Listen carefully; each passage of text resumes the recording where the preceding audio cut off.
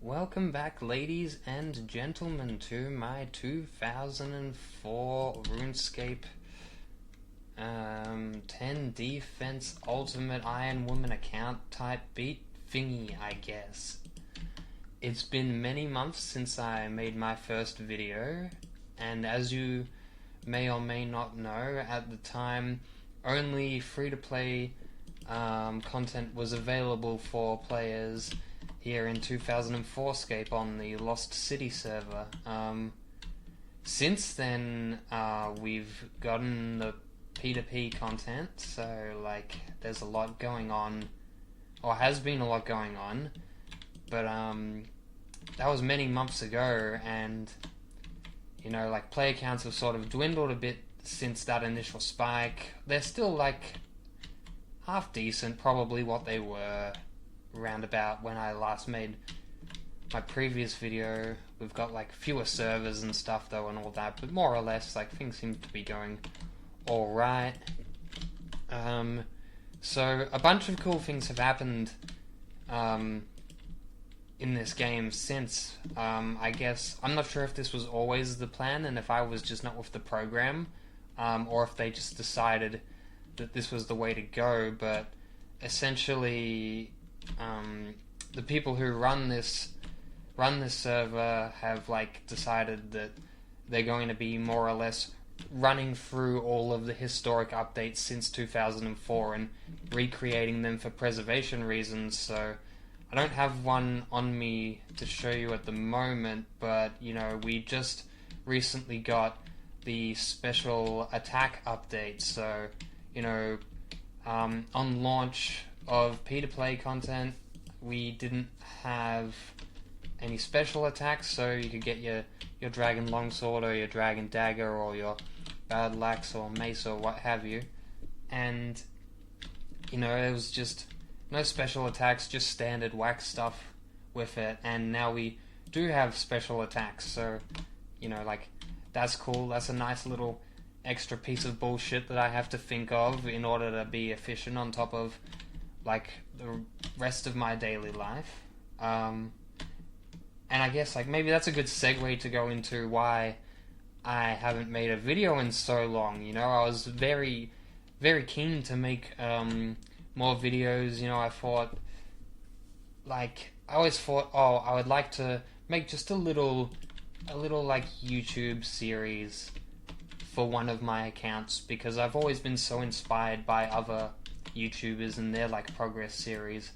But you know, it's like I'm never really wanted like it to be anything more than just a little documentation of like my account. I'm not like particularly looking to gain any sort of like fame or notoriety with this, and you know, there's plenty of other projects that I have like pulling my time away from me. That this isn't necessarily like my primary like creative outlet, but I have been feeling a little bit bad about not making a video in a while, and I figured maybe, you know, every 6 months or so, or like, you know, every few months might be a good time to do one of these updates, just to sort of like let people know where I'm at with my account.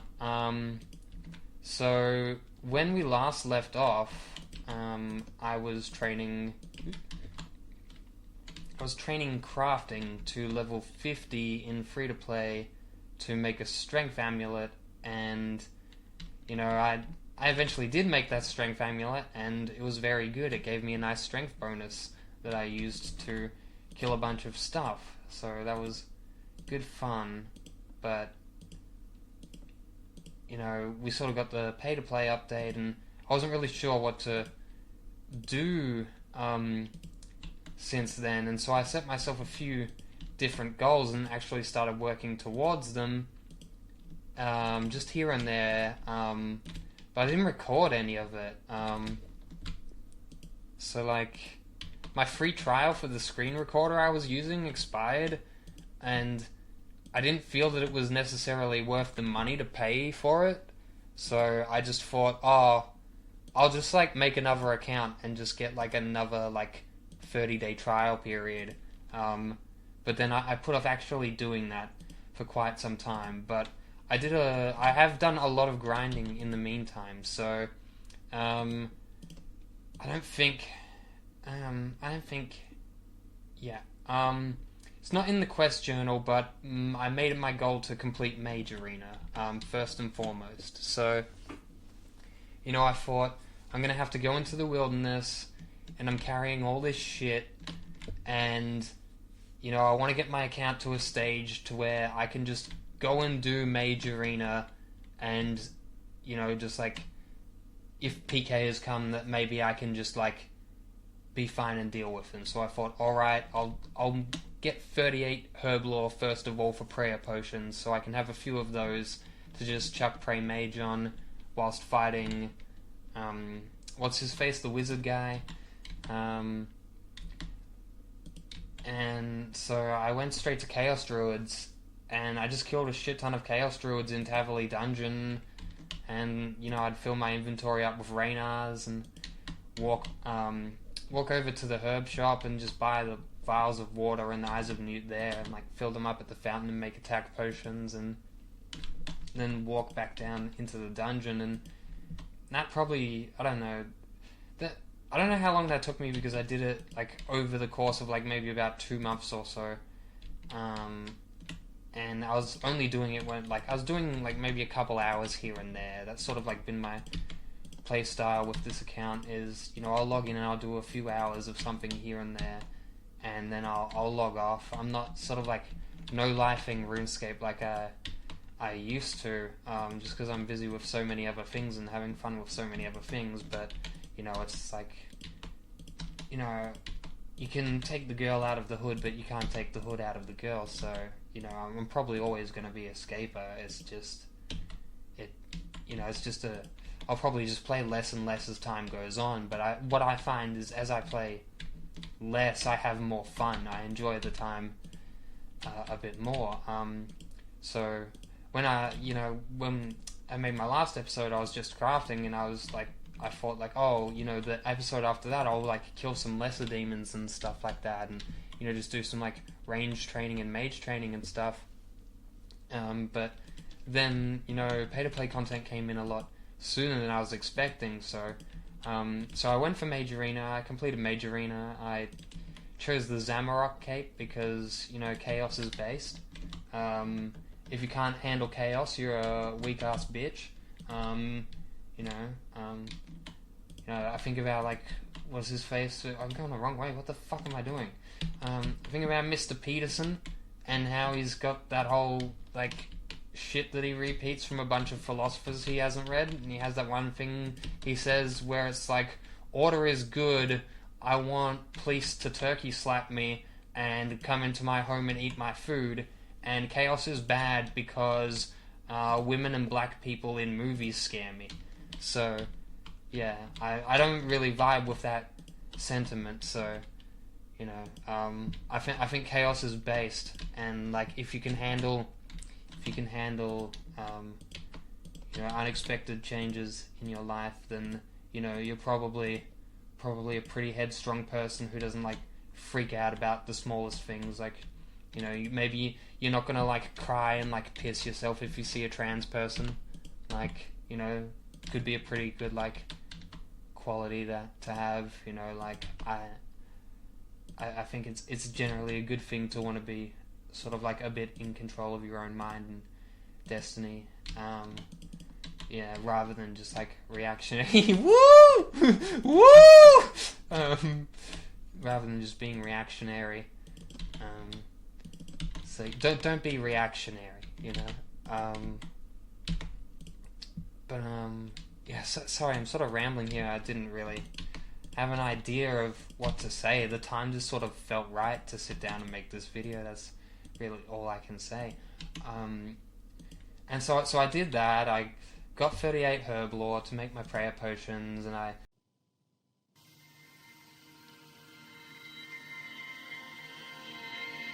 got my 60 mage to do Mage Arena, and I went out there into the wildy. I didn't see anybody, and it was fairly easy. It was fairly easy, got the cape pretty quick, but actually dropped it before coming here to Entrana, so I have to go back and get another one at some point. And I also did take the liberty of doing the Family Crest quest, right here, Family Crest.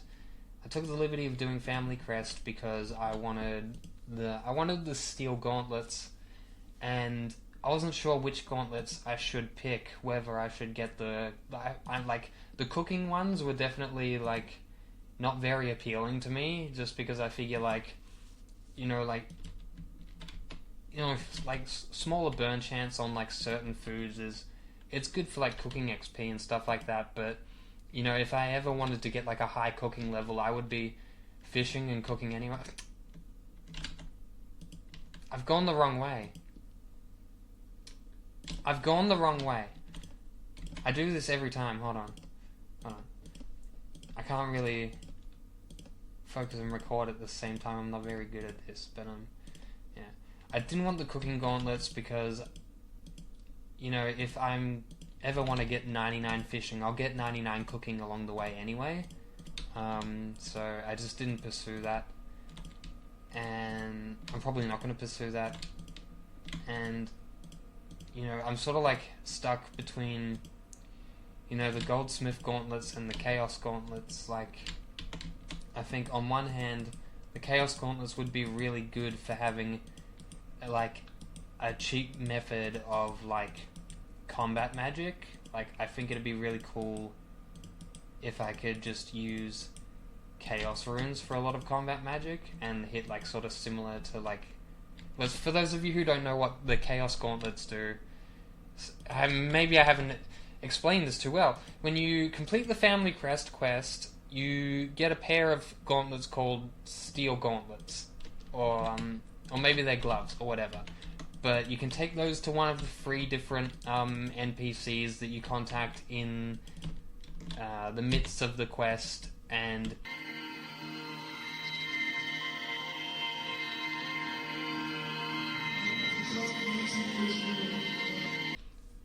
they'll give you a permanent choice, depending on which NPC you choose to talk to, on what kind of gloves you would like.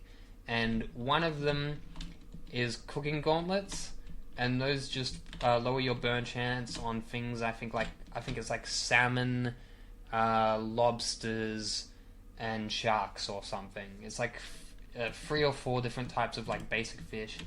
And another pair is the Goldsmith gauntlets, which when you wear them, any gold smelted gives you extra XP. So those are typically the most popular ones to choose, because for most accounts, because it's just free smithing XP. And I think superheating gold with the gauntlets might be the fastest smithing XP in the game, behind like obviously like ridiculous things like if you have a huge supply of like rune bars or whatever on a main account, then like you can probably get better XP per hour. I wasn't meant to keep these soda ash, by the way. I'm kind of scatterbrained and didn't mean to walk all the way back here. But basically, yeah, there's those 2, and then there's the Chaos Gauntlets, which essentially will make any Chaos rune spell, such as Firebolt, hit the same damage -1 as Fire Blast. So you essentially, for the price of a Death rune, for the price of a Chaos rune, you get the effect of a Death rune, essentially, and obviously, like 1 less Air rune or Fire rune, depending on which one you want to use. So, it just makes magic a lot cheaper and more sustainable if you're using it for combat. But then again, there's plenty of great magic training methods that don't involve combat. I think a lot of people like to get back there. A lot of people like to high alch for their magic. So, yeah. So I'm not sure which ones to pick. I haven't picked any yet. I've just stuck with the Steel Gauntlets, and I'm thinking I just won't choose any until maybe a little bit later, because I just think the steel ones look a bit cool. But I haven't got them on me now because I can't take them to Entrana. So I'll go collect those later. But I think those look the best for my account. Since I'm 10 defense, I'm going to be wearing black armor, and I think for Fashionscape reasons, I think I'm going to go do a bunch of clue scrolls to try get trimmed black. Not the gold trim, but the regular trim. That's always been like one of my favorite sets. So I think I'll go for that, and I think the grey gauntlets will match that a lot nicer than any of the other ones. But if I do decide to pick a pair, eventually it'll likely be the Chaos Gauntlets, just because I like Chaos, as previously disclosed. Big fan of the Chaotic. And yeah, I'm sorry if this one's a little bit more boring. I'm planning on doing something a little bit different in the editing that might make this a little bit less mundane. So that winding road to the hog farm, a lot of the hog farmers were very enamored with his style. I can see how he could mesmerize people.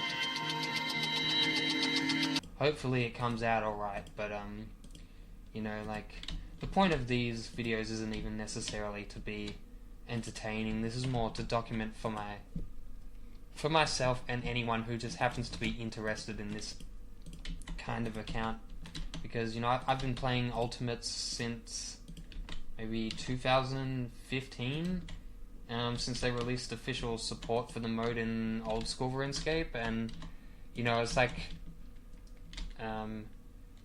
I played it for like 2 months at first, and I was gonna wash out and quit on OSRS, but then on my main ultimate on OSRS, I got really lucky with Ranger Boots on my 5th medium clue, like 2 months into the account, like right as I was thinking about quitting. And then superstitious old me, I thought like, oh shit, well, I can't quit now because this is a sign that I have to stick it out and commit to that account. And I did commit to that account for 10 years, but then, you know, they did the whole like, oh, what if we put ads inside the game, and, you know, and like, what if we like, you know, like, what if we like drained your mother's blood and like, you know, fed that to Mod Mark, you know, like they were doing that whole thing where they're just like, oh, how much like disrespect are you willing to take, player?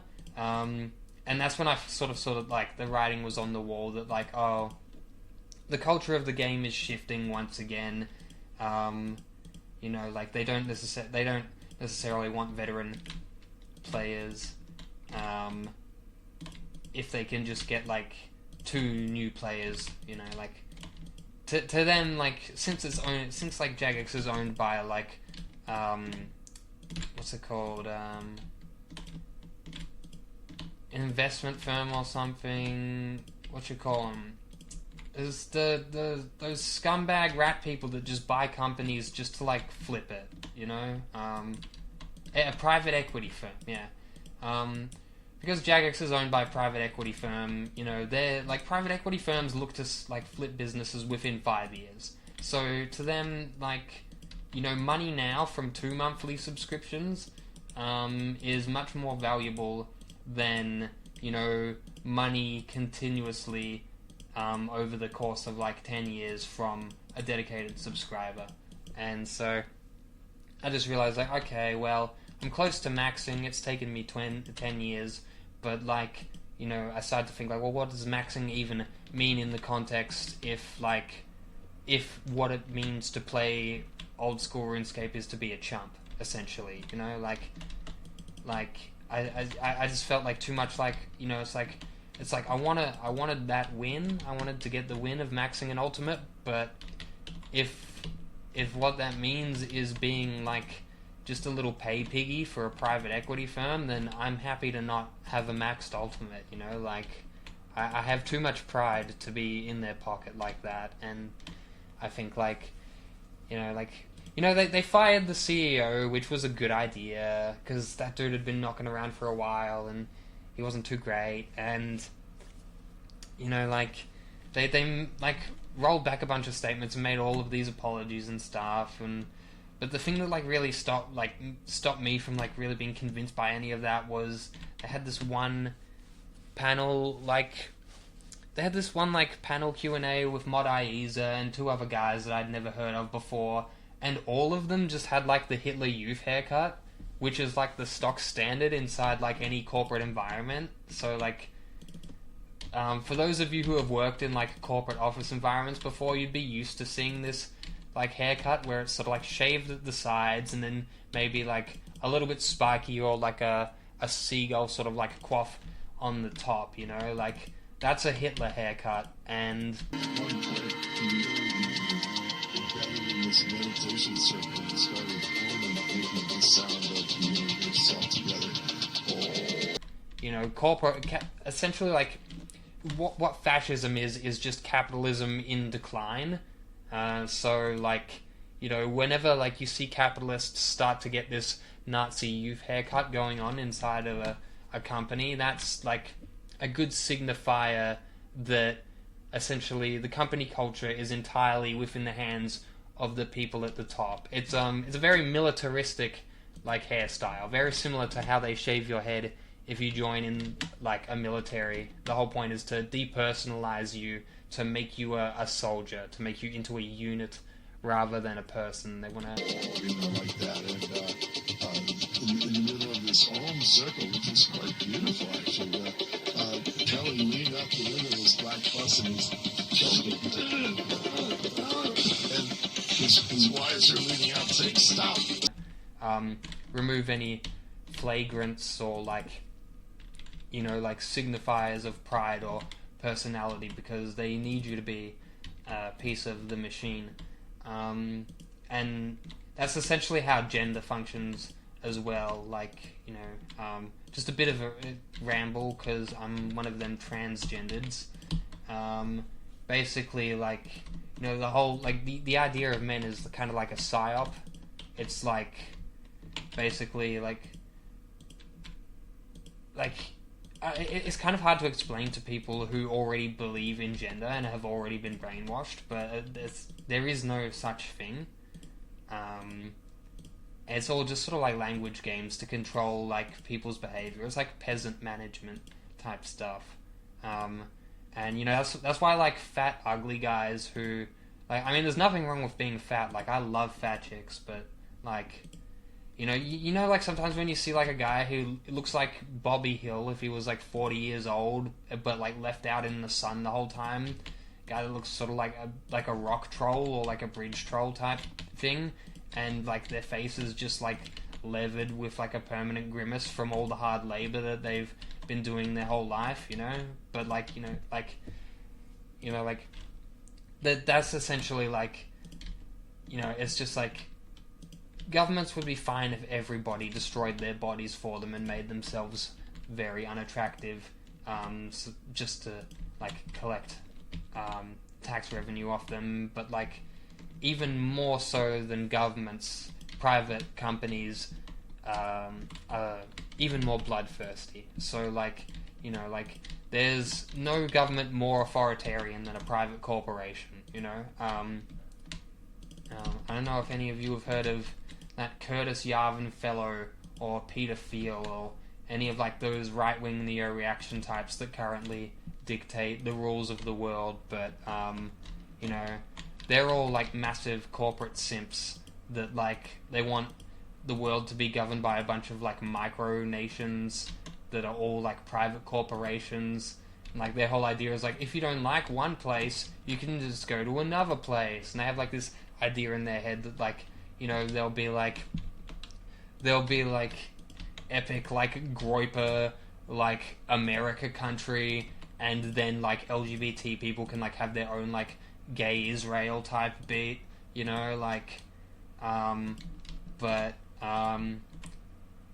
you know, like, these are sort of like you can only sort of have these ideas if you're like a fucking loser who like has all of their time to like go insane. Like, Stop filming. And Charlie stopped choking and leaped out of the window of the bus and landed square on and made the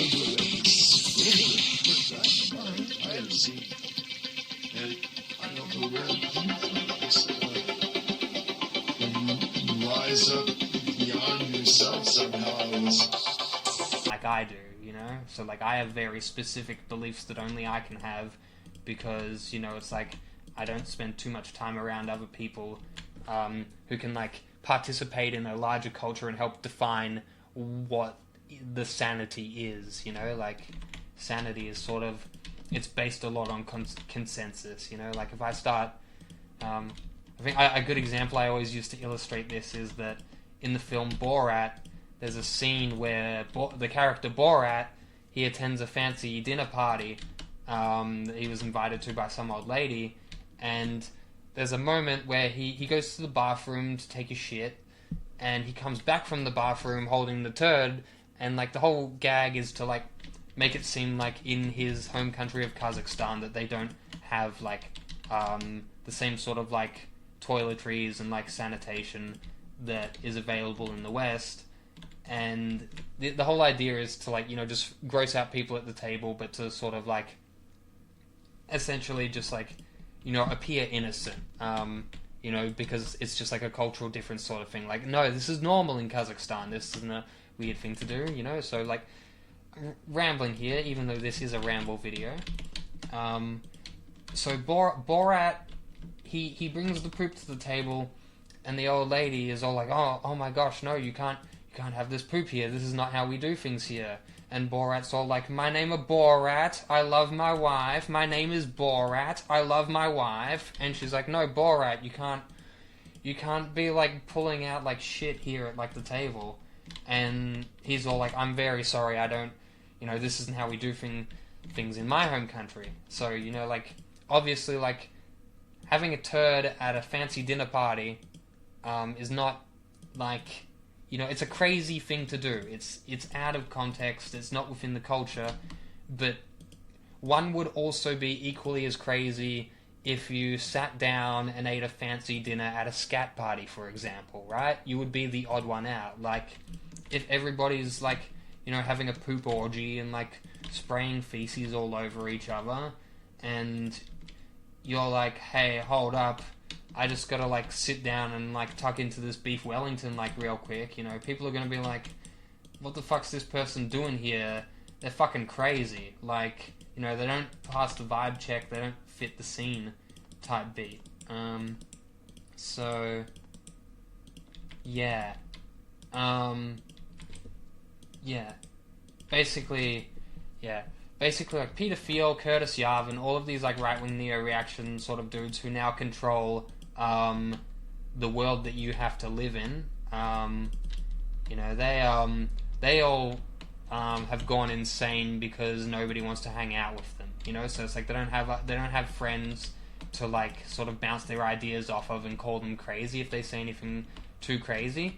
And so, like, there's no group to decide what is sane for them, but they have so much money and power that they can behave without consequence. So anything they do is effectively the new law, right? Like, you know, it's like, it's like, sure, someone can call them insane, but it's like, what are you going to do about it? It's like, are you going to call the person who can, like, drop white phosphorus on your home insane? It's like, you could do that, but, like, you know, it'd be moot. Anyway, so right now what I'm just doing is I'm back at crafting. As you can see, I'm making molten glass, and I'm trying to get to 80 crafting, because what I have right here in my inventory is half of a tooth key. Well, a tooth half of a key. And as we all know, you get a tooth half, and you get a loop half, and you put that shit together, and you take that shit to Tavali, and you open the crystal chest, you get yourself a dragonstone. And what do you do with dragonstones? You make amulets of glory. You see where I'm going with this? Amulet of Glory is currently the best in slot amulet in the game, aside from the strength amulet, which, you know, provides a little bit of extra strength bonus. But, you know, I would say that due to the lack of strength bonus gear in 2004Scape, you know, the only other thing I can think of that gives strength bonus is Clank's gauntlets and steel gauntlets, which give +2. I'm not sure, I haven't done the calculations, but I actually don't think it makes a difference in max hit if you have the gauntlets over the between the strength amulet and the glory amulet. So I definitely want to go for the glory, just so I can have one, and just because it's like best in slot, and I think the purple looks nice as well. But like also, I'd like to make some black dragonhide van braces as well. So I'm just slowly going for 80 crafting here on Entrana, doing some glass blowing. So I dropped all of my shit to be here, and we're just going to be locked in here for a little bit, or maybe until I get bored.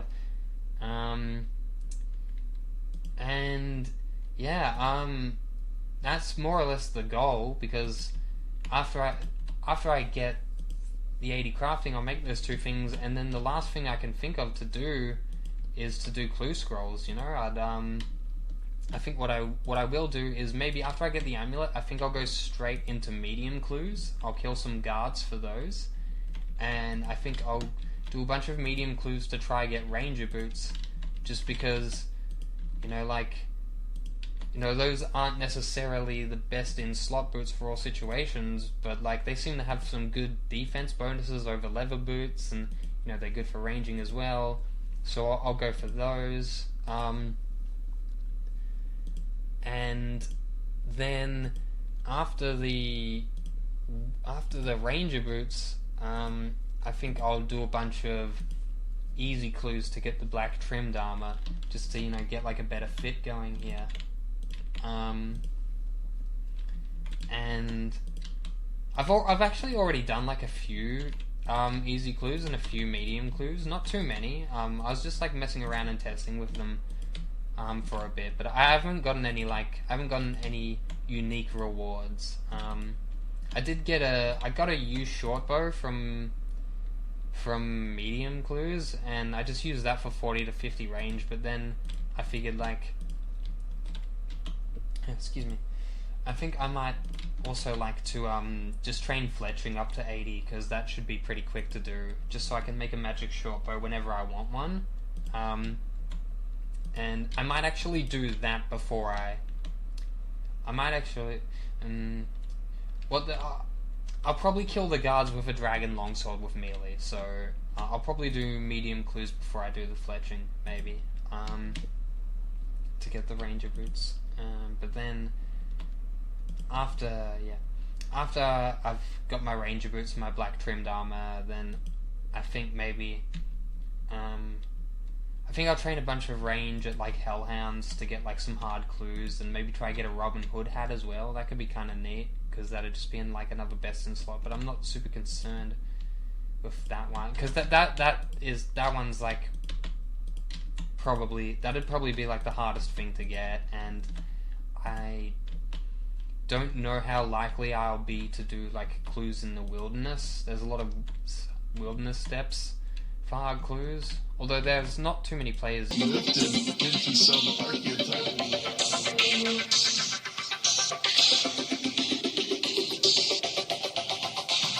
The story goes like this. Person captured by capital singularity, and Renaissance regionalization and oceanic navigation, lock into commoditization takeoff.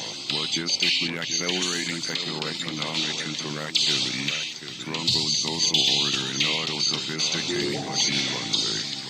As markets learn to manufacture intelligence, politics modernizes, upgrades paranoia, and tries to get a grip.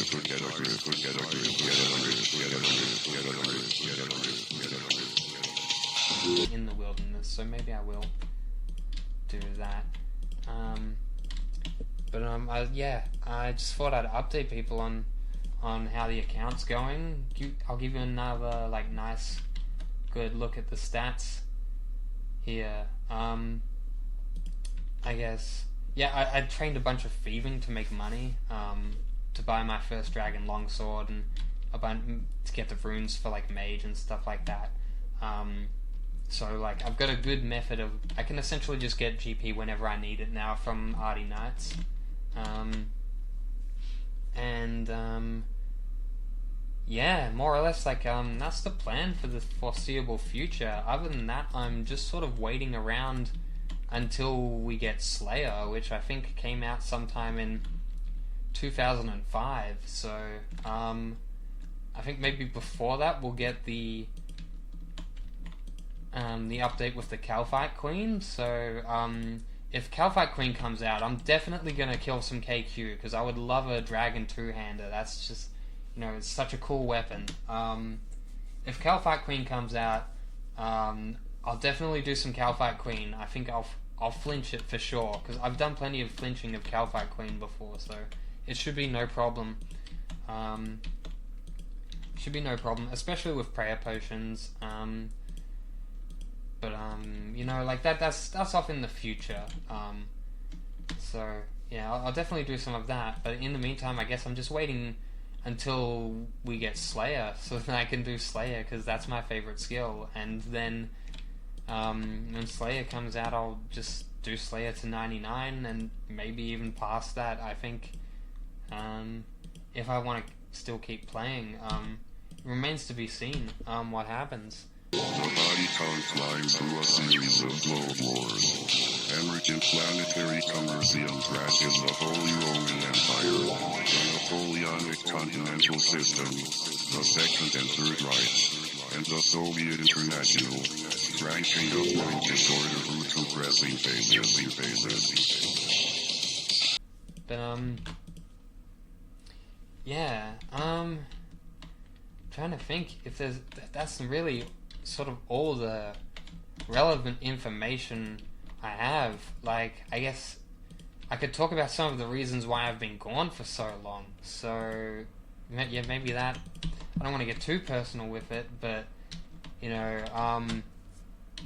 my landlord decided that they wanted to sell the property that I rent, so, I had estate agents, and, like, I had, like, rich cunts coming into my house, like, to, like, inspect the property. That's always nice. People that have, like, 20 times your income and, like, more money than you'll ever earn in your life, like, walking into your house and, like, judging your decor and stuff, yeah.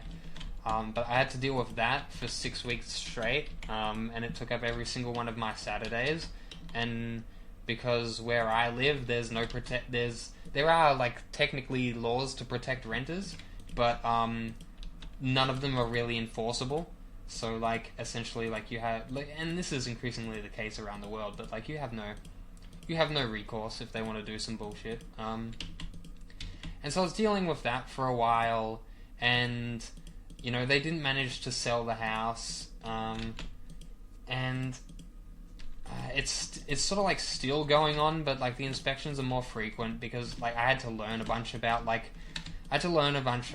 the laws and, like, regulations for, like, people in my state, like, just to be able to, like, get them to fuck off a little bit, just get a bit of distance from the real estate people.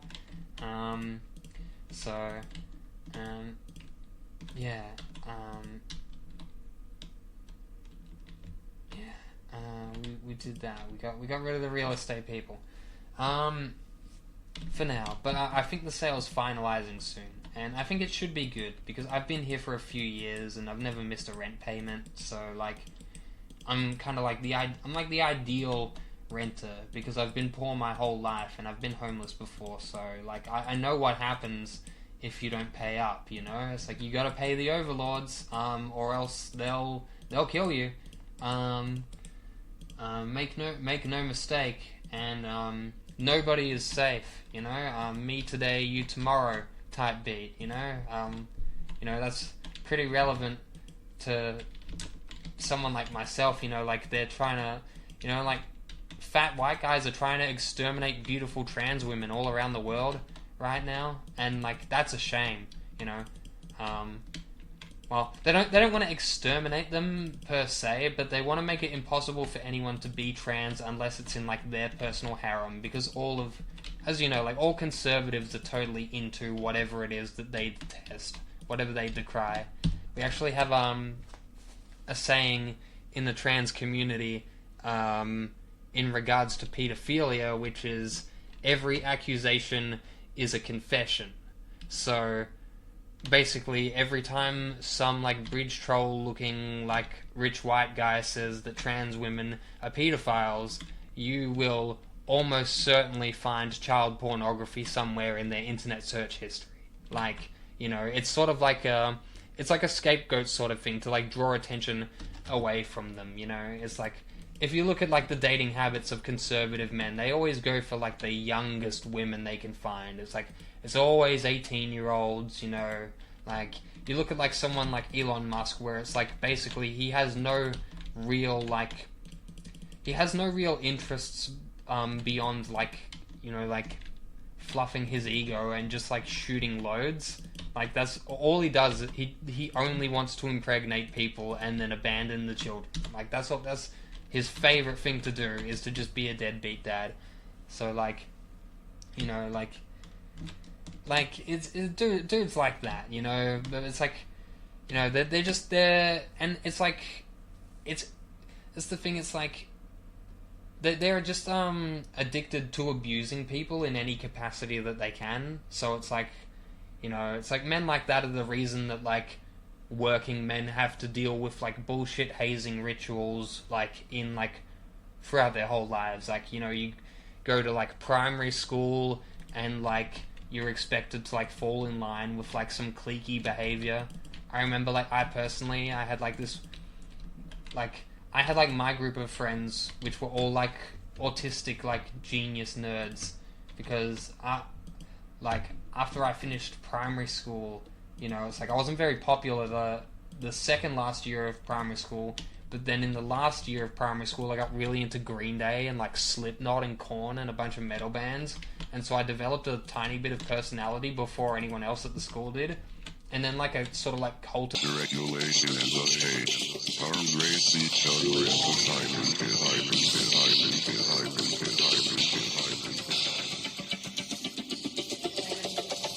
of personality formed around me, and it was like really weird shit. Like, people were like asking me like what they could do to be cool, and I'd just give them like random assignments, like, oh, draw a comic and present it to me. It was like type shit. It was really weird, but like I didn't really fully understand the cultural phenomenon because I was 12 at the time. But, you know, the year after that, get to high school and it's ground zero again. You know, I'm in a new space. I don't have any of my primary school friends around, because I went to one of those MK Ultra schools where sort of like there's a lot of experimental like learning methods. You know, we didn't have uniforms. We sat at round tables instead of like uniform desks. And this isn't like a special people school, if you're wondering, like for the mentally interesting, because my mum tried to send me to a special people school and they told her that I was too smart for it. So, you know, I got sent to this different public school instead. And,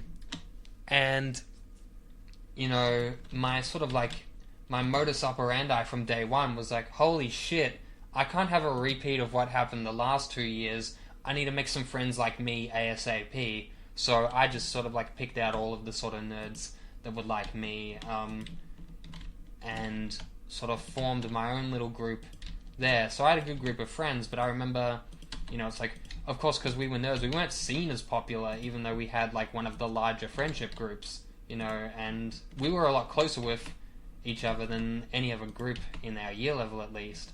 But you know, like, essentially, like, you know, it's like, because of our interests we weren't like cool, but like our group was like too big for anyone to like really cause problems with us. And, you know, like, it's at an Australian school, it's like bullying is always sort of like mutual, where like it's like there is like an unspoken pecking order, but also there's like anyone can sort of take shots at anyone and like challenge for the lead, whereas like in America there's a very strict, rigid like hierarchy that like you can almost never ascend. Like, your roles are like permanent, whereas like in Australian like high schools, it's like the popular kids are just the ones who are the richest and, you know, have like By the time soft engineering slithers out of its box and enters, you insecurity is lurking in the crisis. Slowly, lateral to data transfer to replication,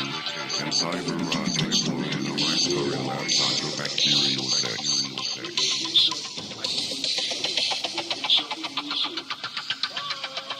The most Riz. So it's like if you have Riz and you have riches, you know, it's sort of like a Venn.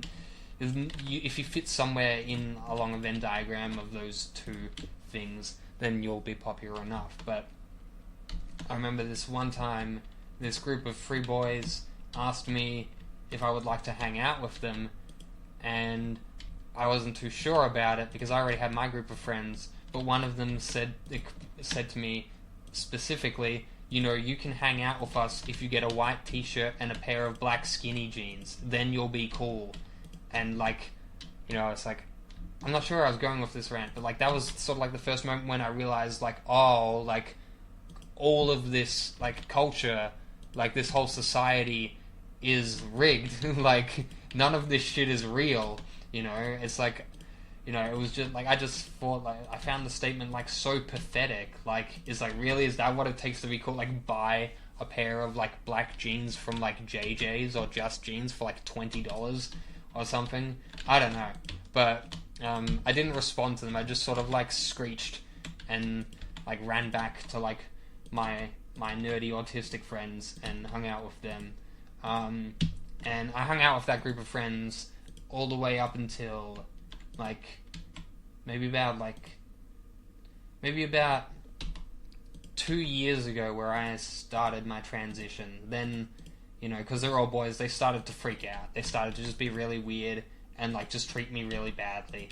You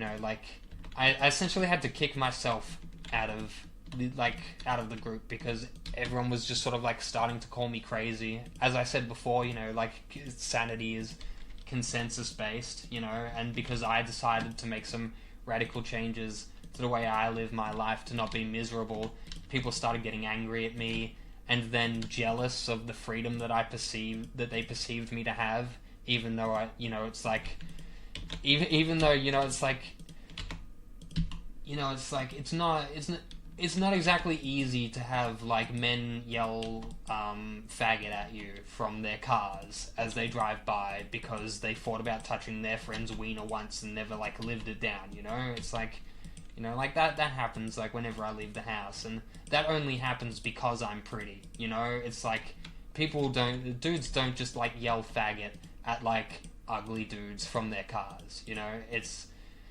because of my femininity rouses something in them that they have not thought about, you know, that, like, they feel gay for being attracted to me, and so then they get, like, defensive because if they don't call me a faggot, then, you know, someone bigger and stronger than them is going to call them a faggot and beat them up. But, like, you know, like, this is just the consequences you have to deal with in the world when you're someone who's just built different and, like, more evolved, like, socially than other people, because, like, you know, it's like, I already dealt with all the fist fights and all of this shit in, like, high school, you know? It's like, you know, people would come up, this, like, when you're trans, like, even before you know it, it's like, other people can, like, pick it up on you. It's just so, like, I had, like, teachers, like, try to, like, crack my skull open and shit. Like, I just my, like, grade 6 library teacher got mad that I didn't get a haircut, like, one day after they had, like, a parent-teacher interview about me, like, having too long of hair. And he, like, freaked the fuck out that I didn't get a haircut in, like, that amount of time. And he, like, started trying to cut my hair with, like, craft scissors. And then he starts, like, smashing my head against the desk, you know. And then some other teacher, like, comes into the room and, like, you know, goes and gets some other teachers and stuff. And they, like, pull him off me and stuff. But, like, I was, like, 11 at the time, you know. And, like, you know, and I've got, like, 50-year-old men, like, trying to fight me as if, like, you know, as if I've tried to, like, start shit with them, as if I've, like, disrespected them. So it's like, you know, it's like, I've been dealing with, like, dudes like that my whole life. Whereas, like, you know, like, most people will just, like, fall in line and just, like, allow themselves to get bullied. Up until, like, a certain point. It's like, you know, it's like, where was I going with this? I don't know. I don't know where I was going with this, but we're training crafting. So Like, we're gonna get to 80 crafting. Oh yeah, and I was gonna say, this is why I can do accounts like this. This is why I can, like, always happily pick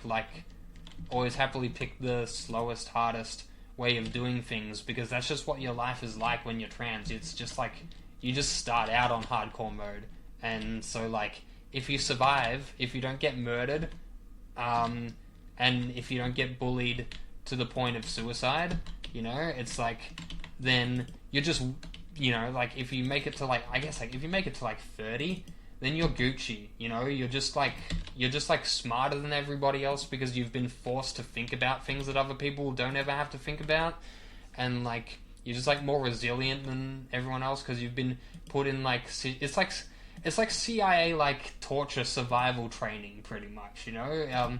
Or, like, you know, like, in Dragon Ball Z, how, like, Goku goes into the gravity chamber to, like, train himself up to get, like, stronger? It's kind of like that, except not by choice. You're just born into it, and if you survive, you come out tough as fuck. And so, yeah. And it's a good life when you take it into your own hands. I mean, that goes for, like, anybody. Like, you know, it's like, if you stop letting people tell you how to live your life and stop being a bitch about it, you know, like, you know, you can have a great time. You know, in spite of all the hostilities, you know, it's like, you know, like, it's like, yeah, we've got, like, a Nazi problem and stuff at the moment, you know, we got, like, a bunch of these rock troll dudes, like, marching in the street and stuff, but, like, you know, like, most of these guys, like, they can't do anything to you one-on-one, so, like, you know, like, you know, if you just don't fear them, you know, and just, like, don't deal with their bullshit, because it's all posturing, like, you'll be fine. You know, you only need, like, one intelligent or, like, resilient person to combat, like, 100 fucking morons, you know? It's just, like, history doesn't necessarily, like, remember the farmer with the pitchfork, you know? It's, like, history remembers people who have, like, that 1 in a million sort of, like, resilience, you know? But it doesn't have to be 1 in a million, you know? It's like, you can learn to be strong, and, like, you don't have to go through the hardships yourself necessarily either. You know, like, you can learn from people who have done it before you, you know? They can give you advice, you know? You can build a culture, to rely on that,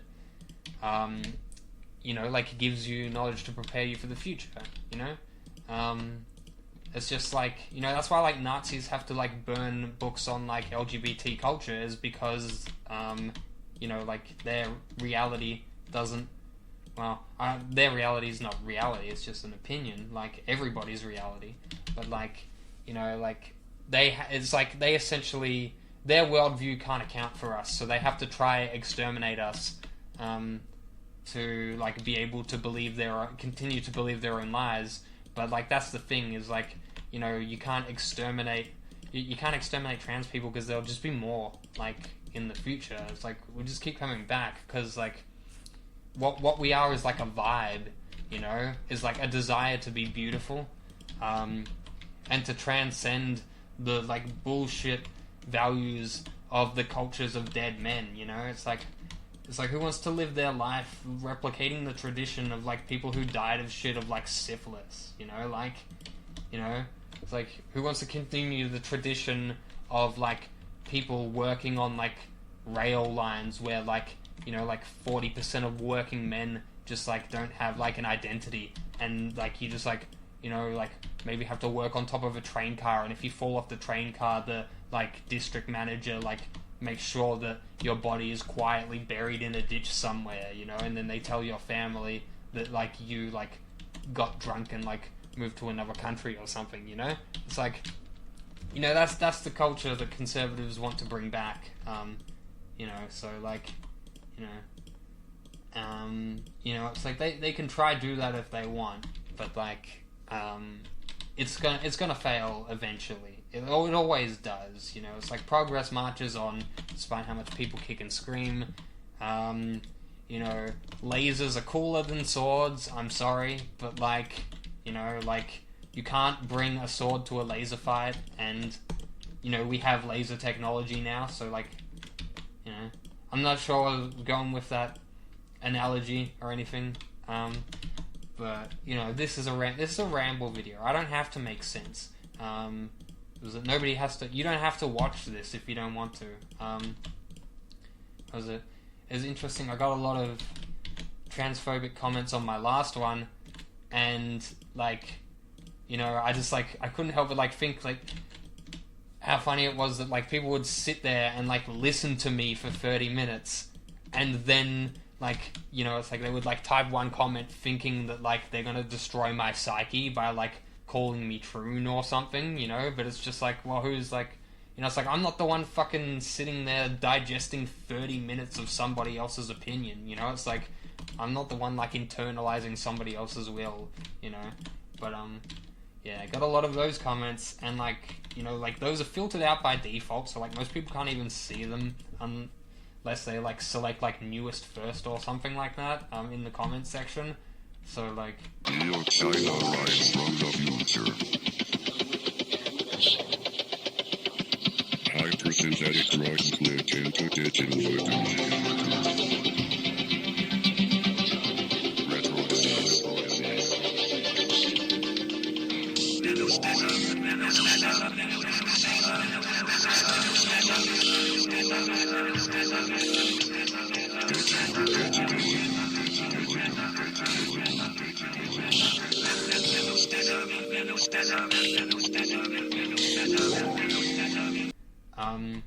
It's don't be that guy who's gonna be not be remembered by history and be censored by YouTube comments algorithm. Have their YouTube comments censored algorithmically. Be the person who makes the 1 hour long ramble, not the person who reacts to it,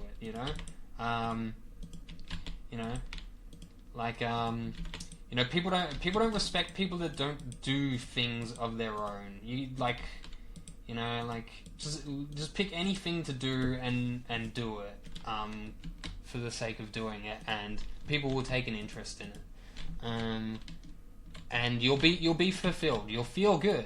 If you don't have any skills, if you don't have any creative hobbies or anything, I'm not sure why am I giving fucking life advice?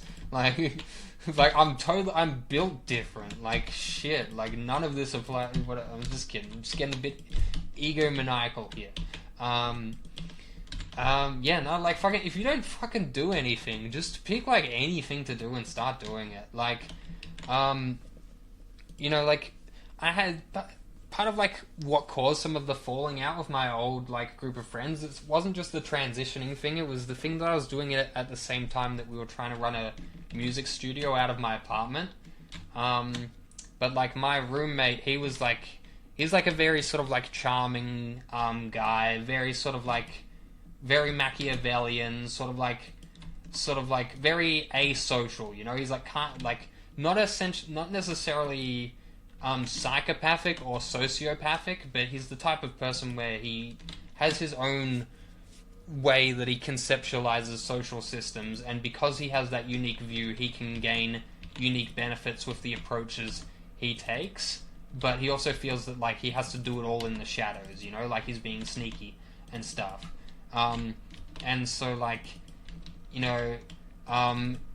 he had really ambitious ideas for a music project of his own, and we were he sort of convinced me and me and 3 other friends to sort of be on board with his dream, and the promise was more or less that we were just going to have a music studio where we could all work on musical projects together.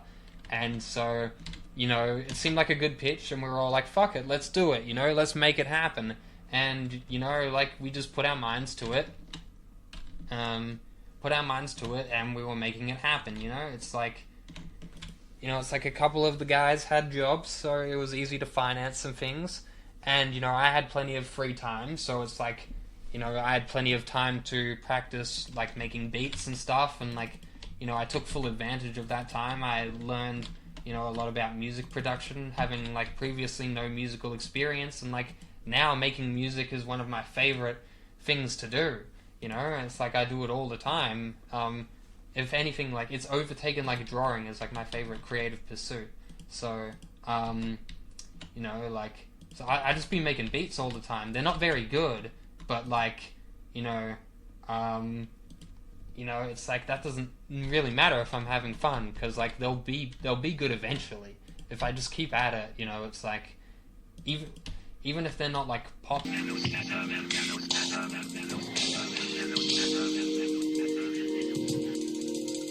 Meltdown, planetary climate syndrome, dysfunction of the biosphere into the technosphere, terminal spectral process, ultra-virus, anti-evolution, stripped of all Christian social eschatology, down to extreme harm, crashed security.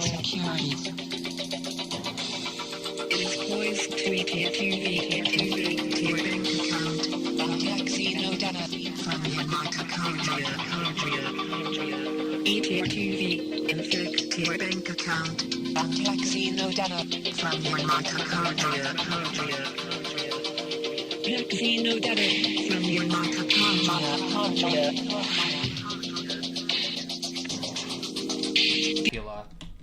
You know, it's like they will appeal to someone, and if they don't appeal to anyone other than myself, at least then I can like look at my stuff and be like, oh, I can see where I've improved here, and I'm proud of that.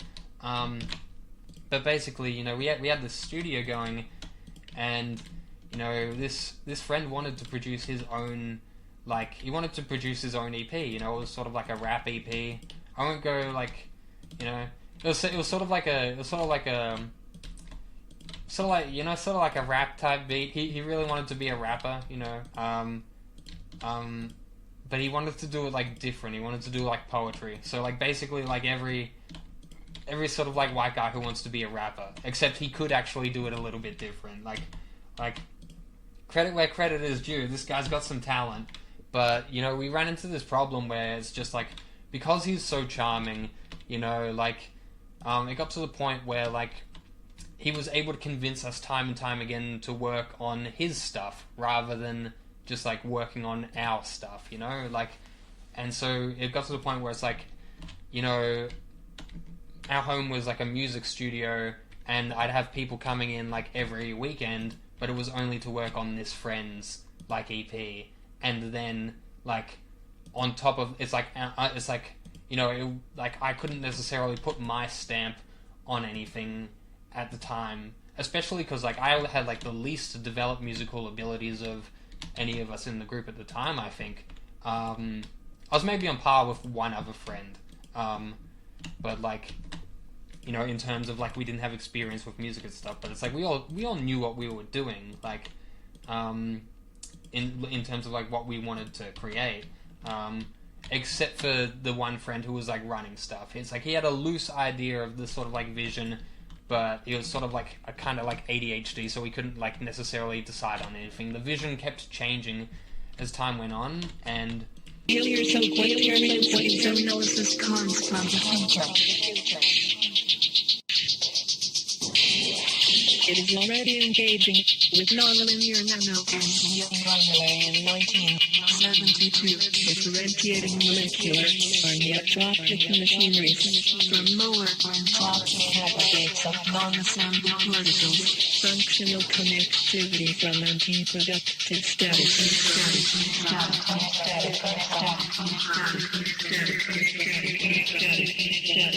You know, eventually, like, you know, because everyone kept agreeing to like work on his stuff, you know, you got sort of like the yes man sort of like thing, where like, you know, his ego just got so heavily inflated that like he just kept controlling the space, and I was the only one sort of willing to challenge him on anything, and that was really bad as the one person who like shared rent with him, you know. It's like we were the two people who actually lived here in the studio, and it was like we were the two people where it was like this was our daily life, but like, you know, it's like more or less it was that friend would go to work during the day, and you know, to make money, to like sort of like, the idea was like how he felt was that he was making money to like further the studio and stuff like that, but more or less it was just like we were just roommates, and you know, he put some money towards some things in the studio, but it was mostly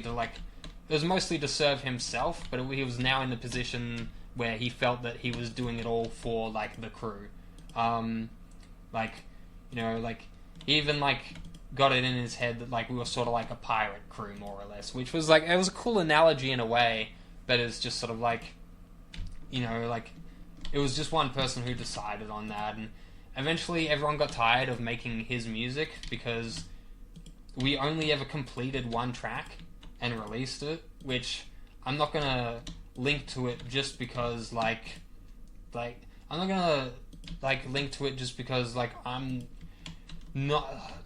not sure what the future holds with this guy. Like, I actually asked my name to be removed from the credits because I thought, like, oh, what if I ever get, like, semi-successful with my music and this guy has, like, a Me Too sort of, like, thing, you know, just because, like, just from the history of, like, how he treated his girlfriends, like, wasn't too great, you know, like, a lot of egomaniac, a lot of, like, lying, you know, just like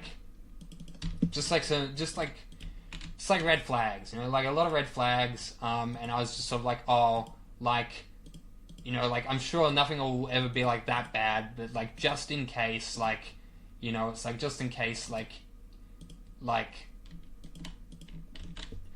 just in case, like, you know, he, like, ruins, like, some more, like, girls', like, lives, you know, it's like, I don't want to be attached to that, so, like... Philosophy has an affinity with despotism due to its predilection for platonic fascist, top-down solutions that necessitate vigorous police activity and always screw up viciously. Schizoanalysis works differently. It avoids ideas and sticks to diagrams, networking software for accessing bodies without organs.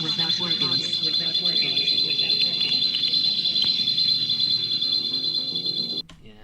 I think, like, a big part of the reason I had to deject myself from that group was because I was starting to, like, really wake up to, like, patterns of misogyny, and how, like, complicit, like, me and all of my mates were in it, and so, like, I was trying to, like, give myself some good, like, socialist education, you know, it's like, I want to be a better person, it's like, I don't want to be calling women hoes and bitches, and such, and, like, you know, I still do that, but, like, you know, it's like, you know, it's like, except now I'm in a culture where it's like, I'm doing that with, like, other transgender women, and we're all doing it post-ironically. You know, it's like, you know, it's like, we're only doing it to each other, and, we're all aware that it's bad, and that it's mimetic culture, but it's sort of like, it's closed circle loop. So, like, you know, it's like, we're not perpetuating misogyny, more or less, but, like... Converging upon terrestrial meltdown singularity, phase-out culture accelerates upon its digitech-heated adaptive landscape, passing through compression thresholds norm to an intensive logistic curve. 1500, 1756, 1884, 1948, 1980, 1996, 2004, 2008, 2010, 2011, 1948, 1980, 1996, 2004, 2008, 2010, 2011, 2011.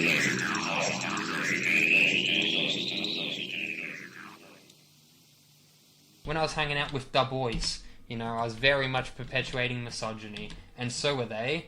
And, you know, because I was the first one to start to realize how bad it was. Well, it's not necessarily that I was the first one to realize. My roommate, who was, like, sort of, like, calling the shots with, like, the studio, he realized as much as I did, but he just didn't do anything about it. Whereas, like, I previously didn't realize the sort of negative impact I was having. And once I started to realize, I was like, oh, I need to stop this. Like, I really need to stop doing this. Whereas, like, this friend was more or less, like, he's the sort of person where, like, you know, it's like he'll learn people's language so that he can manipulate it to his benefit, you know, like, and he's not even aware he's doing it, like, half the time and stuff like that. but like, you know, it's like that group sort of like had to break up. It's sort of like it reached its natural conclusion, and like, you know, it's like I've tried to hang out with one of the friends from that group who was like my best friend for like the longest time. I've tried to hang out with him a few times because I feel like the studio sort of emerged from just the dynamic I had with that one friend, because that one friend was like the most musically talented of all of us. Sort of like grew up, you know, with a father who had like a lot of like experience in like the Australian sort of like rock scene. Like growing up, he was sort of like, his dad was sort of like just around during a cultural movement. Never really made it big like, you know, a lot of his mates did at the time, but I shouldn't say mates, maybe contemporaries. And also, like, I just don't think his dad would have ever like been successful in like in a public facing sort of like sense, just because he had like a very particular, he was just very cynical sort of person, like hilarious guy, but like very cynical, and just like, you know, you couldn't be mates with him unless you were in on a scheme with him, you know. It's like all of that dude's sort of like mates were like people that he like worked with, you know, like at some point, you know. It's like he didn't have, like, as far as I know, he didn't have mates that were just like mates. But Now see UIM makes it out of the near future.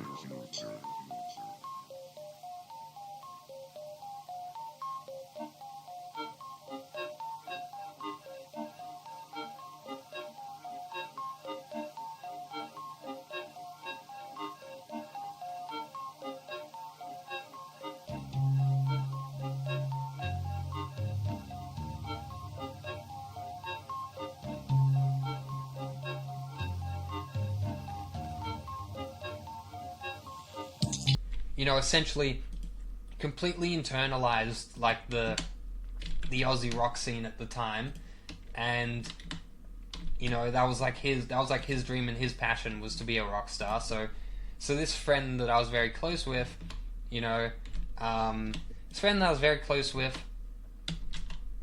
essentially just grew up around guitars and around like Aussie rock music and internalized all of that, and you know, is a musical genius because of it. And so, like, where was I going with this? So this friend is a musical genius, and like they have like essentially just been making songs for, as far as I can tell, like pretty much always, you know, like in some capacity, just always been making music. And so like throughout like the later years of like high school, like they would always show me their tunes, because I guess I was the sort of person who was always willing to like listen to them, you know, because like I'm always down to check out my friends' beats, you know. I'm the type of person where it's like, you send me an album and it's like I'm gonna listen to that shit 10 times and I'm gonna understand that album, because I fucking love, you know, I love music. Capital History's machine expired is good, axiomatized, and diagram by a disequilibrium technoscience of irreversible, indeterministic, and increasingly nonlinear processes, associated successively with mnemotechnics, signaletics, cybernetics, complex systems dynamics, and artificial life.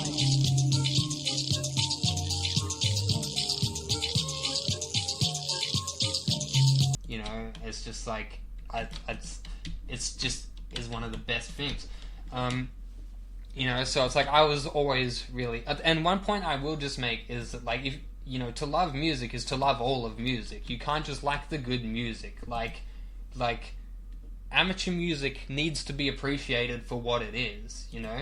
Like, you know, it's kind of like when an autistic girl does something super adorable, because it would be embarrassing for someone who's not autistic to, like, exhibit that sort of, like, behavior, you know? It's like Sneed type behavior, you know? Like, you know, that's, like, how you know, it's like, that's how you should appreciate, like, amateur music, you know? It's like, even if it might sound bad, you know, it's like you have to take into account that, like, most of the music you listen to on, like, Spotify and the radio and stuff, that's world class. Those are the best musicians in the world across all time and, like across all like recorded music history. Like, you know, it's like we're listening to the best of the best on a daily basis. So like, if some like 14-year-old like makes my first like trap beat in like GarageBand, you know, like, and it doesn't sound like fucking Ed Sheeran, you know, or like it doesn't sound like,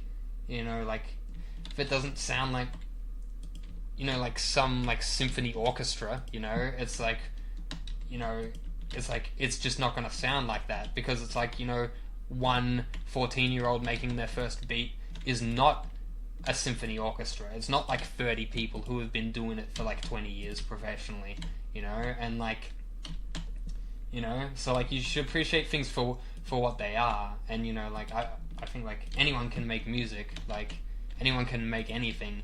It's just like, you know, it's like your experience with it is going to be reflected. Like, you know, it's like you'll see heaps of musicians where it's like they only make like one genre of music forever. It's like you'll have like you know, like breakcore artists where it's like they only make breakcore, or like you'll have like rock bands where they only make rock music. You know, like the Foo Fighters, for example. You know, it's like every song they make is the same song but different. You know, but like they're still good. Like, like it's still listenable. I'm not sure where the fuck I was going with this. Modernity marks itself out as mod culture, captured by its violent involvement with entropy, deviations, camouflaging, and invasion from the future, launched back out of terminated security against everything that inhibits the meltdown process. A convergent campaign for Italian pragmatics emerges.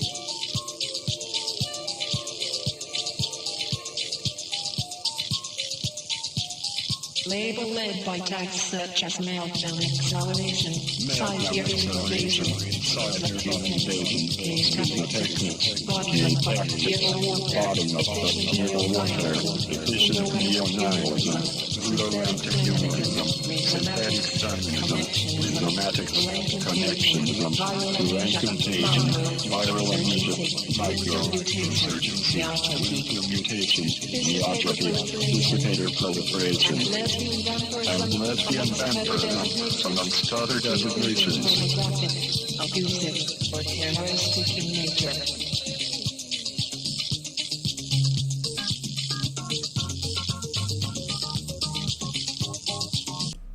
But basically,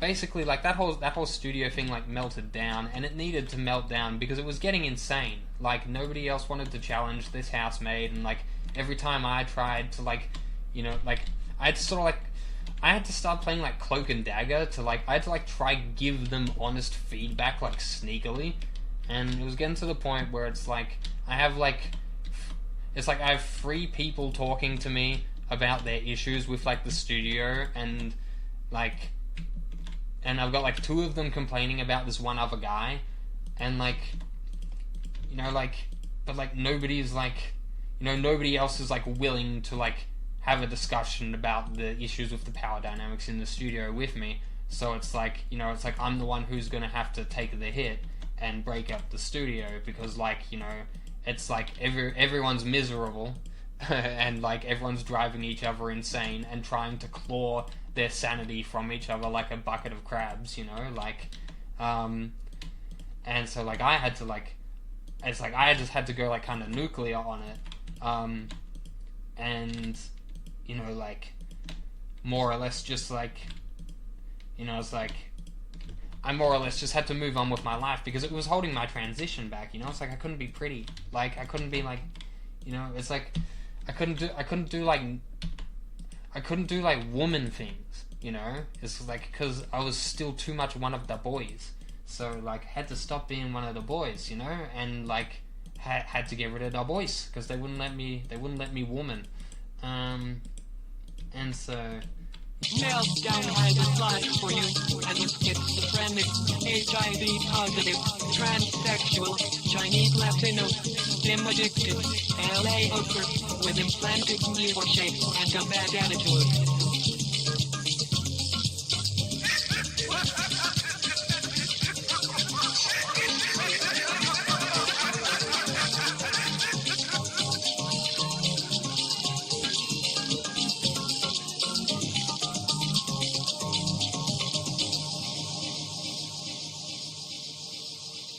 Yeah. Now I'll be doing womaning, and it's going pretty Gucci, and I'm making the best beats I've ever made, and that's going pretty Gucci. And like, you know, I think it's like pretty funny. Like I've released, I think, is it like 3 or 4 EPs like in the time since like the group split up, like by myself, and they haven't released anything. Like we only ever released one track in like 2 years of like doing in the studio, and like, you know, I just think it's like kind of whack, you know. It's like, because like I'm not trying to brag like, oh, I'm such a better musician than anybody else, because releasing more doesn't necessarily make you like, it doesn't make your songs like more pleasant to listen to, you know. It's like if I release like 20 hours of me screaming, that's like not better than like 1 minute of a very pleasing like piano interlude, you know. Like but like, you know, I just think it like, I don't know, it's just kind of funny because like I've kind of like, you know, it's like I feel very vindicated with the whole situation. Like I was right all along, and I knew I would be, and it cost me my friends, but they were shitty friends. So like, you know, that's okay. But this is the main thing I wanted to. This is the thing I wanted to talk about too. Trying to relate it back to capitalism and fascism. So basically, I tried to hang out with this friend who, you know, essentially is like, more or less was the musical genius of the group, right? The one with the most know-how, the one that sort of like taught me the ropes. Like, essentially, like I've been trying to hang out with this guy to link back up, because like, you know, it's like they're probably, this is the thing, it's like they're my favorite person that I've ever met, you know, just like by far. It's just like, you know, when you got like that one person where it's just like their brain's so unique that you just fuck with them heavy. You know, it's like this person has historically always been like my favorite person since I met them. So like I've been trying to like hang out with them a bit more. I'm not normally the type of person to apologize, because I think like actions speak louder than words. So like obviously like in my disagreements with my friends, obviously I said some shit and they said some shit, and I think I said more shit than anybody else. But like, you know, it's like I was the one with the most to say, you know. It's like I was the one who thought about the situation the most, and you know, like because like I had to be the one to think the most about it. It's like I was at home in the studio working on beats with like enough free time to think about that, you know, while other people are like working and like doing their day jobs for the man, you know, getting their company mandated like Hitlerite haircuts and such. So like I thought about this a lot, and you know, it's like I really thought like, oh well, it's like I shouldn't have to lose this friend that's like my best friend because another friend that I like, who was one of my best friends but not as close a friend, right? Like I still would have considered them, you know, like this friend like was also one of my best friends. Like I consider them maybe my second best friend, or like not to say second as in like second place, because I don't want to rank them like that. But like, you know, it's like they were this person I liked the second most. This massively distributed matrix network tendency is oriented to the disabling of neuron command control programs, sustaining all macro and micro governmental entities, globally concentrating themselves as the human security system. Human security system. The Turing test. Monetarizing power tends to beneficent of specific territorial features as it programs for migration into cyberspace. Capitally retains anthropological characteristics as a symptom of underdevelopment, reformatting primate behavior as inertia to be dissipated in self-reinforcing artificiality. Learning something for it to overcome a problem. Drag.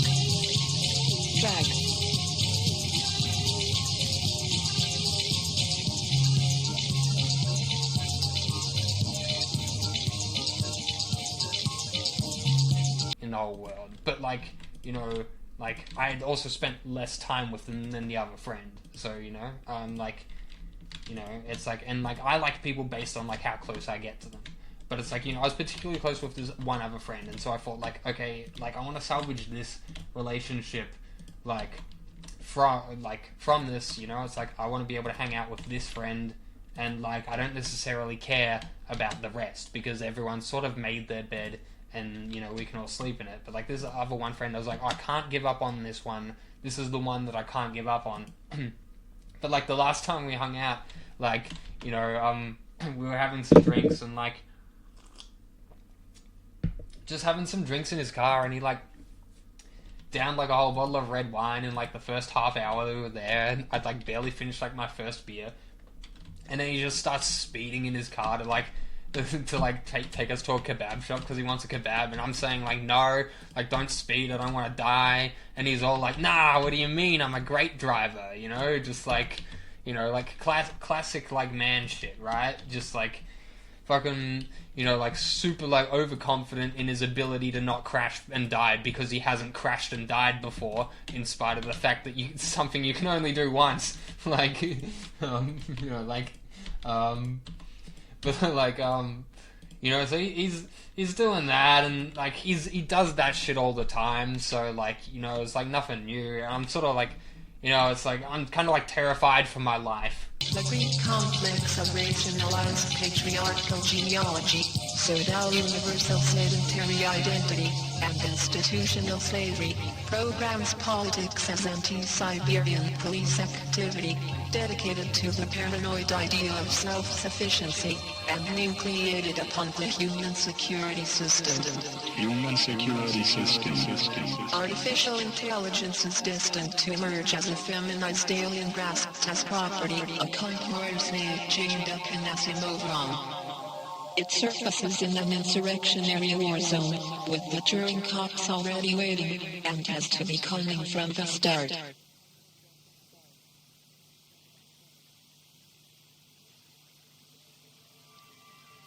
But at the same time, you know, it's kind of like, this is fun. This is like old times. But like, you know, like obviously since like the group split up and like since we'd been like such a like close-knit friendship group, you know, like, you know, it's like we weren't really sure what the world was like without each other. So, you know, it's like we've all had to like come up with our own philosophies in absence of each other to like, you know, it's like, you know, sanity is decided by consensus of the group, and when the group is gone, that sanity that we share can no longer be the case, you know? Like, the ways in which we could be weird amongst each other that was normal for us, those rituals can't be practiced anymore. The wider society won't accept all of their quirks. It demands a simulation to capitalism, you know? The infrastructure of power is human neurosoft compatible. Authority instantiates itself as linear instruction pathways, genetic vocabulary, scriptures, traditions, rituals, and gerontocratic hierarchies, resonant with the dominator myth that the nature of reality has already been decided. If you want to find us, try thinking about what is blocking you out of the past. It certainly isn't a law of nature. Temporalization decompresses intensity, installing constraint. What is blocking you out of the past? Convergent wave signals singularities, registering the influence of the future upon its past. Tomorrow can take care of itself. K-tactics is not a matter of building the future, but of dismantling the past. It assembles itself by charting and escaping the technical neurochemical deficiency conditions for linear progressive paleo domination time, and discovers that the future, as virtuality, is accessible now, according to a mode of machinic adjacency that securitized social reality is compelled to repress. The future, as virtuality, is accessible now. It wants you to get the Hitler cut. So like, and you know, as someone who their whole life has fought against the Hitler cut, who has, you know, had to avoid their skull being cracked open to avoid getting the Hitler cut. You know, it's like I'm pretty well versed in not letting people force me to be Hitler. So like, but this friend doesn't have as much experience with it, and so like, lo and behold, like in his attempt to like make sense of things, like many people in this day and age, you know, he's become schizophrenized by capitalism, right? Like, because as capitalism turns into fascism, like, you know, fascism does what it does, where it tries to make it impossible for you to know anything for certain, so that you stay, scared and afraid and unable to do anything about it because you don't know what to do, whilst you get like the fascists like marching in your streets saying deport all the immigrants, like kill all the gay people, etc., etc. You get like the sort of shit that's like happening in like America and like other like Western countries at the moment, where like the dumbest assholes are just like brute forcing their way into taking over public spaces because everyone else is too busy being scared, right? So like, like. Hard revolution, which is the revolutionary path. Didn't seem like hurry ass. Is there what?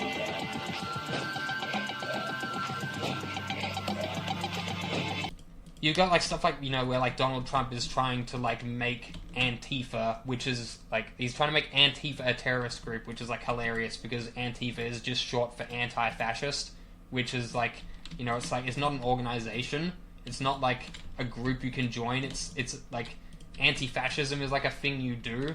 So like when the Allied powers like fought Hitler in Nazi Germany, they were being anti-fascist. They were like, fuck these fascists, we don't like them, we're anti them, and so they went to war with them because they were totally against that shit. They're like, okay, we're not gonna let these guys just take over the world for free. This shit's gotten out of hand. We gotta get together and do something about these psychos, and it was like the world paid a very big price for that, and I guess nobody remembered that because people are trying to do that again. But you've got like Trump trying to make like literally anyone who disagrees with him illegal, and stuff like that happening, and like people are scared and confused and trying to make sense of the world. So this friend of mine just started becoming a fascist without even knowing it. He started getting really into the Kali Yuga, which like fascists love. I had like the friend who was like domineering over the studio. He was getting really into really into Buddhism, which is very like, fascists love Buddhism. Like they especially love like Buddhism and like Taoism, and anything that like relates to dualism or like a cycle of rebirth, because like they can co-opt it to downplay like any like notion of like sanctity of like an individual life, so it's like they'll co-opt like the idea of like the Kali Yuga to diminish the importance of the current life that you're living. It doesn't matter what happens because you'll just be reborn or something. It's just like, it's just a total corruption of like a different like culture or belief system. But like, so like this friend's getting like way into that, and he was like schizo babbling about how like Kanye West is like the chosen one because David Bowie like did some interview like at some point, and where he was like schizo babbling about some shit, and in the background of like that TV interview there was a sign that said K West or something, something along those lines. I didn't pay a whole lot of attention because it was like, it was doing this for like 8 hours or something. We were hanging out for a long time, we were having a good time, but like I couldn't get a goddamn word in. And, he was just, like, being, like, racist and just, like, misogynistic the whole time. And I just had to, like, like, keep my mouth shut so that, like, the conversation could continue. Because if I offended him too much, he just gets, like, too emotional. So, like, that was, like, when I sort of decided, like, okay, no, maybe I can give up on this one, right? To withdraw from the world market, or not it me to go in the opposite direction. To go still further. That is, in the movement of the market, of decoding and deterritorialization. For perhaps the foes are not yet deterritorialized enough, not decoded enough, from the viewpoint of the theory and practice of a highly schizophrenic character. Not to withdraw from the process, but to go further, to accelerate the process, as Nietzsche put it in this matter. The truth is that we haven't seen anything there.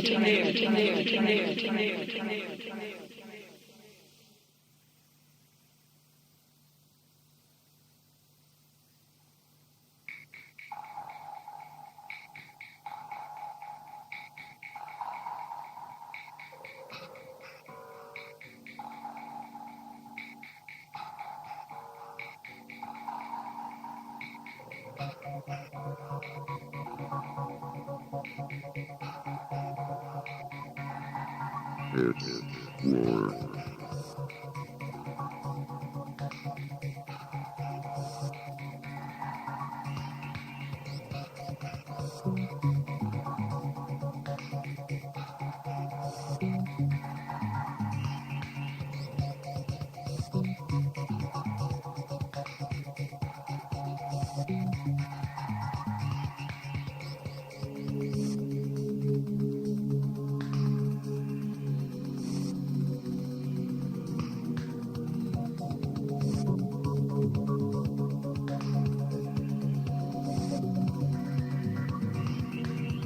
It's like, it's like people are becoming like more fascistic and like I don't want this guy like, yeah, it's like I don't want this guy like becoming a Nazi and then like, like putting like testosterone like in my like food when I'm not looking or something, I just don't want stuff like that, or like him like trying to like detransition me because like he thinks like I'm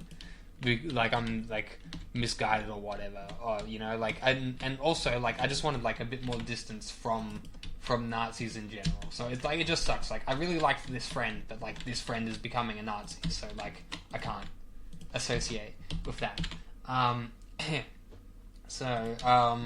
Where was I going with this? Kennedy had the moon landing program. Reagan had Star Wars.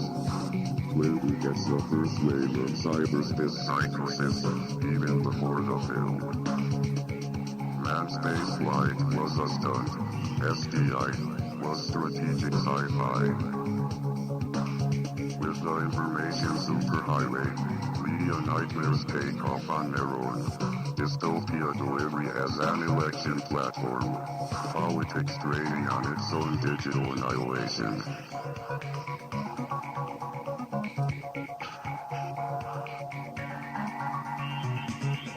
If you like Hitler, you're a loser.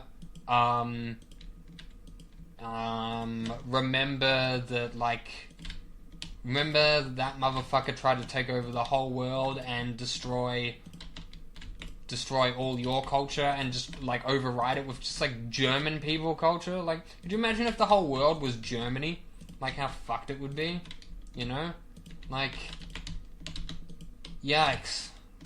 Like, no thanks. Oh my god, it's like, I'm sure it's a cool place, but like, I don't think it should be the only place. And likewise for the United States of America. I don't want everywhere to be Walmart. Like, and it's like, I don't want all my friends to be like the same copy of like the boring fascist who thinks that they've got it all figured out because they watched a couple hours of Jordan Peterson videos, it's like, I don't want, it's like, I don't want to live in that world, so like, I've gone and like done my own thing here. How does this relate to RuneScape?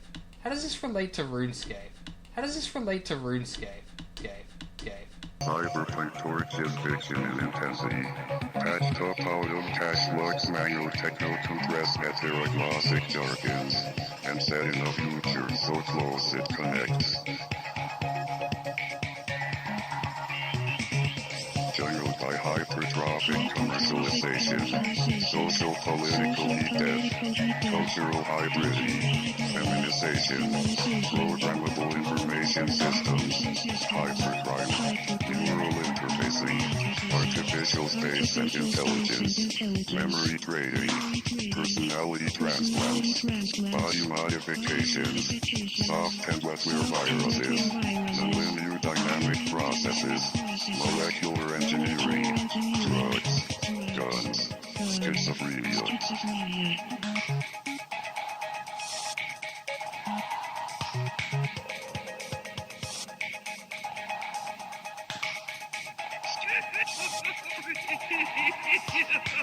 It doesn't matter. Yeah. Shit, yeah.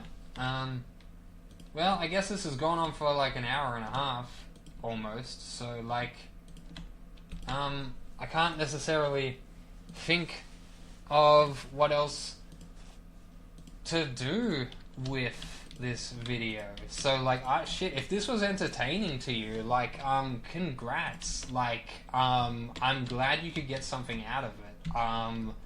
If this wasn't entertaining to you, go fuck yourself. Go do your own thing. Like, if you don't enjoy this, then like, why have you been here for like an hour and a half? Like, do you value your own time?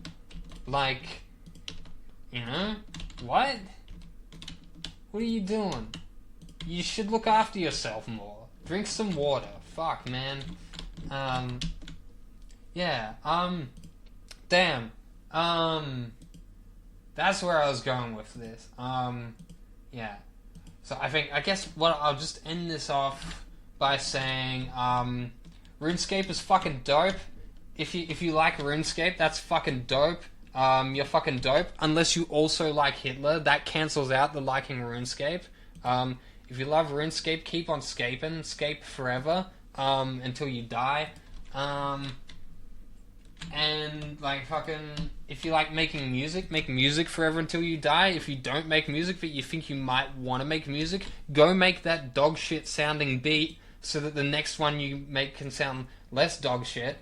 And like, goddamn, like, yeah, I guess enjoy the rest of Meltdown by Nick Land.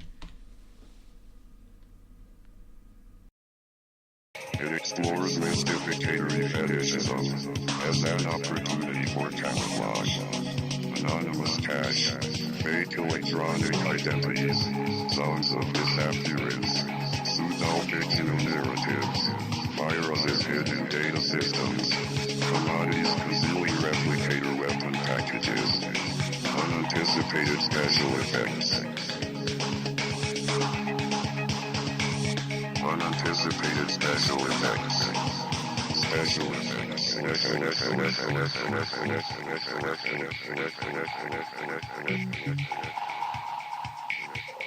Level 1, or world space, is an anthropomorphically scaled, predominantly vision configured, massively multi-slotted reality system that is obsolescing very rapidly.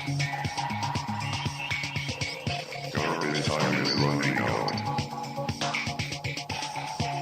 Can what is laid make it to level 2?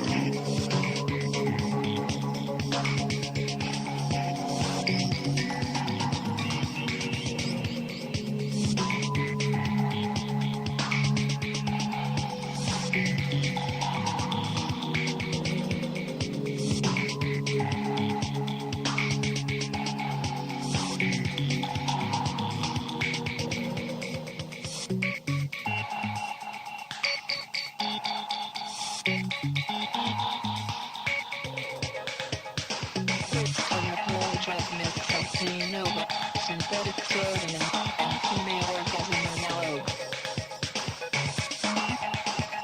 You have just sliced 3 tearing cops with a highly cinematic 9mm automatic. The residue of animal twang in your nerves transmits imminent wave catastrophe.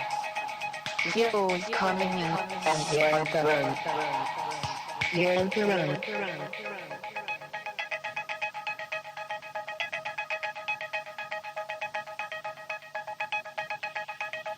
You are drawn into the drifting depths of the net, where dynamicized security forces and K-gorillas stalk each other through labyrinthine special erogenous zones, tangled in deceased elaborations of desire.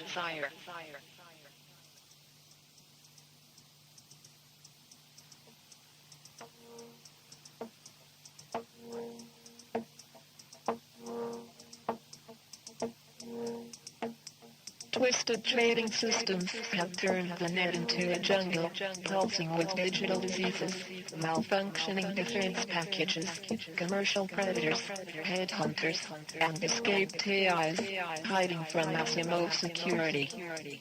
Terminal commodity hyperfetishism implements the denial of humanity as sentience in artificial space.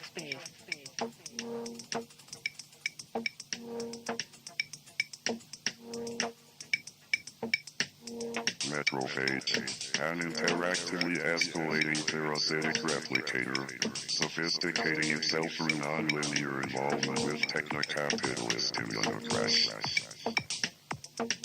Its hyperviral and terminal subroutines are variously designated Kuai, Meltdown virus, or futuristic flu. Metrophage moves you into the end of the world.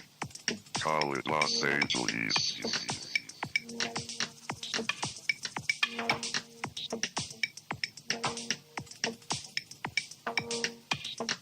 Government is rotted to its core with narco-capital and collapsing messily. Its recession leaves an urban warscape of communications arteries, fortifications, and free fire zones, policed by a combination of high-intensity LAPD air mobile forces and borderline Nazi private security organizations.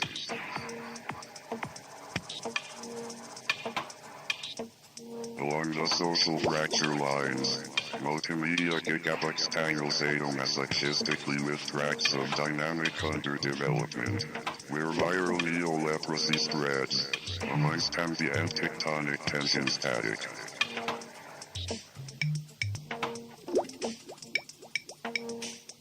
Drifts of densely semiotized quasi-intelligent garbage, twitch, and sting, infect weather tropical heat.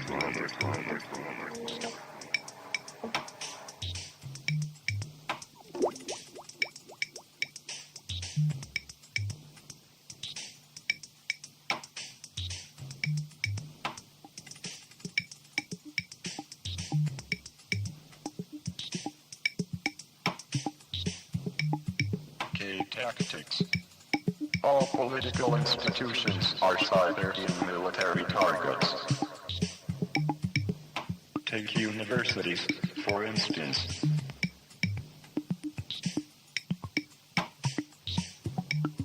Learning surrenders control to the future, threatening established power.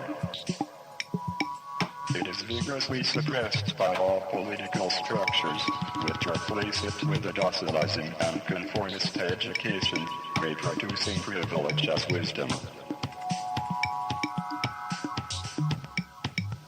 Schools are social devices whose specific function is to incapacitate learning, and universities are employed to legitimate schooling through perpetual reconstitution of global social memory.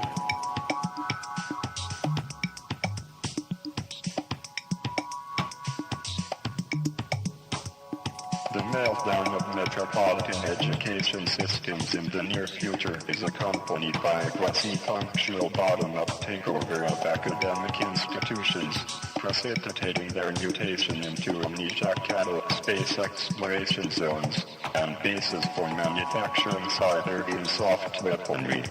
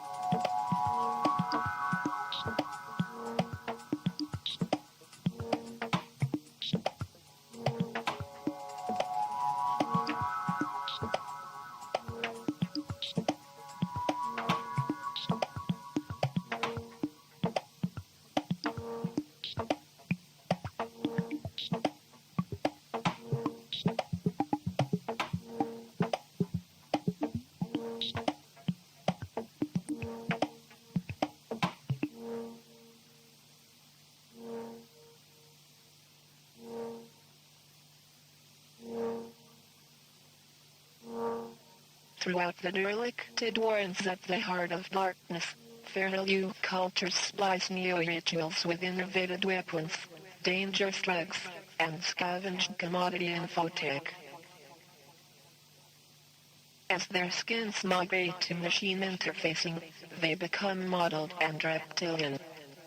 They kill each other for artificial body parts, explore the outer reaches of meaningless sex, tinker with their DNA, and listen to loud electrosonic mayhem, untouched by human feeling.